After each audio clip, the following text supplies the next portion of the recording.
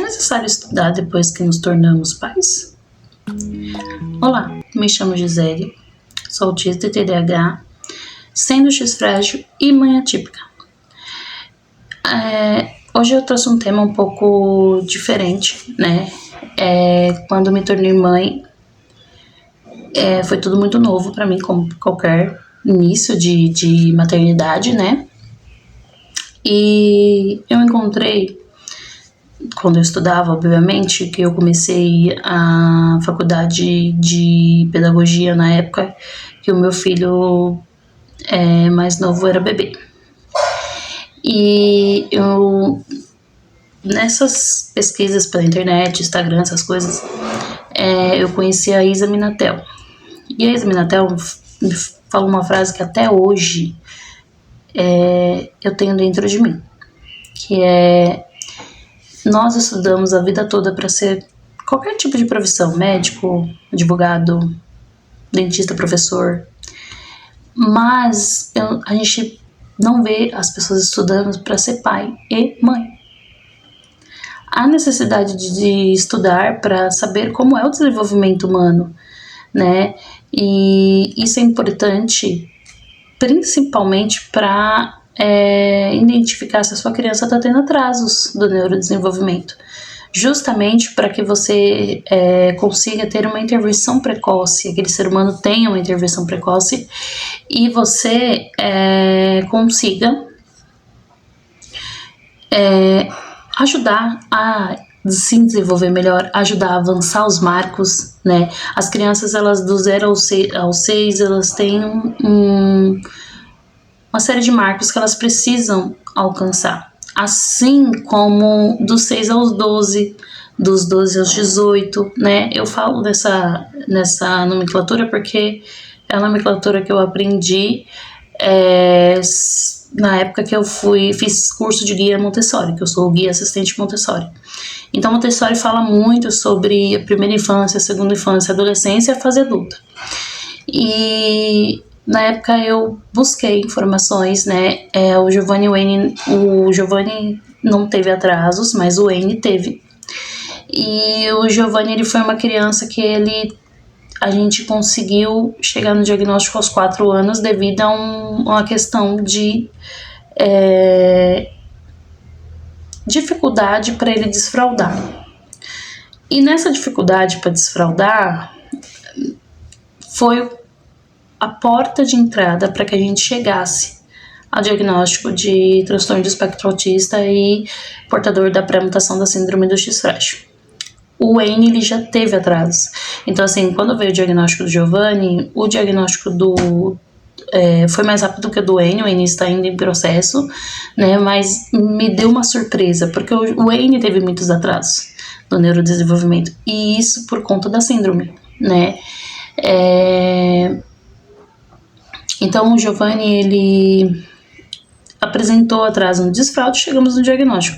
E foi muito importante, através disso, eu começar a estudar mais, começar a entender mais como funciona o desenvolvimento, como funciona o processo de aprendizagem, como que funciona o lúdico, porque o lúdico é muito importante. Então, a gente precisa estudar, a gente precisa ler.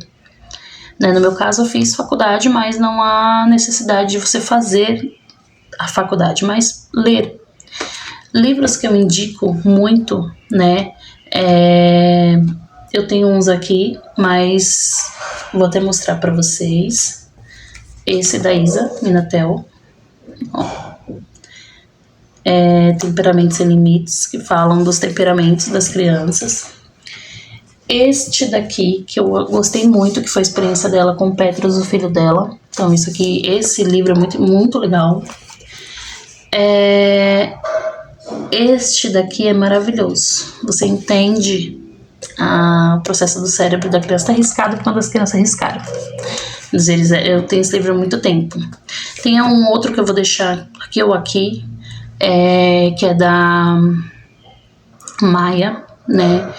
Que eu adquiri ano passado, e tem uns outros que eu preciso adquirir.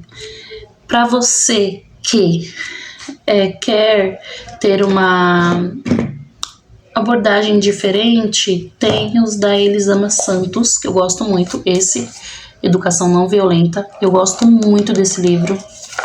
É claro, o livro não vai fazer você mudar do dia pra noite, tá? É uma coisa que é um processo, né? Eu ainda grito, mas eu gritava muito mais, a terapia tem melhorado. Tem esse aqui, Porque Gritamos, muito bom, da Elisama Santos. Este daqui é mais para nós, Conversas Corajosas.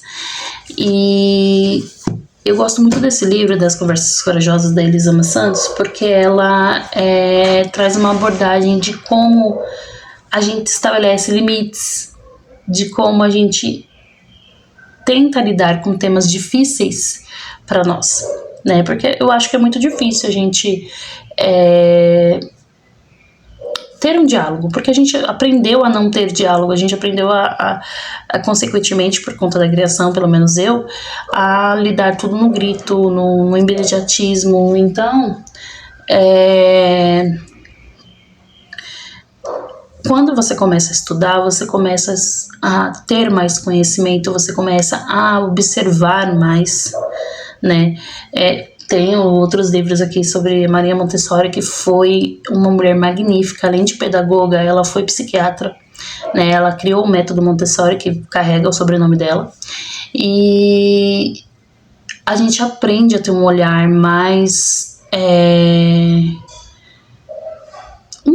tranquilo, um olhar mais humano, né? Porque a gente vem de uma criação onde a gente vê que a gente precisa que a criança seja adulto assim, e não precisa disso. Eles precisam ser criança, eles precisam brincar, eles precisam ter responsabilidade de acordo com a faixa etária, e assim vai. Então, nós, pais, precisamos sim entender do desenvolvimento humano. É importante não somente para a gente perceber se há algum atraso no desenvolvimento, mas para que a gente perceba como o ser humano se desenvolve, como que a gente pode fazer parte desse caminho do desenvolvimento do ser humano, dos nossos filhos, né? O que a gente ensina de bom, de ruim, o que a gente pode corrigir nos nossos erros, porque nós erramos, isso é normal. Maria Montessori diz que o erro é um caminho, é um amigo de caminhada, e realmente, que ser humano que nasce sabendo? Nenhum. Então nós podemos ser pessoas melhores a cada dia, e isso é muito importante, isso é importante mesmo para uma sociedade melhor. Se nós queremos ter um mundo melhor, a gente tem que fazer a nossa parte, entendeu? Então eu fico feliz de compartilhar isso com vocês. Se vocês gostaram do vídeo, curta, compartilhe, me siga nas redes sociais, Hiperfocalizando, vou por aqui também no rodapé. Lá eu compartilho a minha vida, né, um pedacinho da minha vida, né, dos meninos, das minhas dificuldades depois do diagnóstico tardio. E põe aqui nos comentários também que temas que vocês gostariam que eu trouxesse e o que vocês acharam até agora. Beijo, até mais.